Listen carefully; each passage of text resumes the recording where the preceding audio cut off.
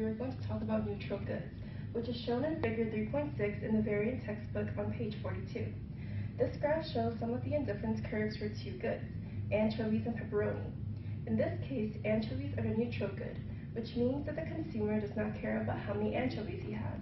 The only thing he cares about is how much pepperoni he has, and based on monotonicity, the more pepperoni he has, the better.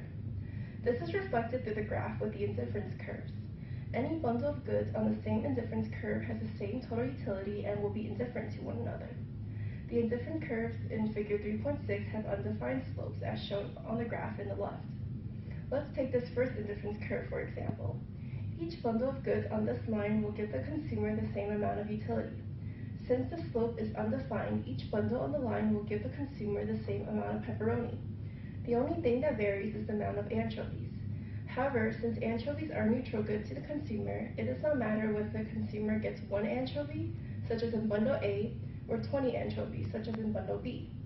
Thus, bundle A and bundle B are indifferent to one another and will give the consumer the same amount of happiness. Neutral goods can also be represented by horizontal lines with slope 0, as you can see on the right. This occurs when commodity X is a neutral good and commodity Y is a normal good. So no matter how much of good X the consumer receives, the utility doesn't change. However, if the consumer receives more of commodity Y, the utility increases, but still the amount of commodity X in the bundle just doesn't matter. The direction of preference in these horizontal lines is upwards, while for the other case, with the anchovies and the pepperoni, the direction of preference is rightward.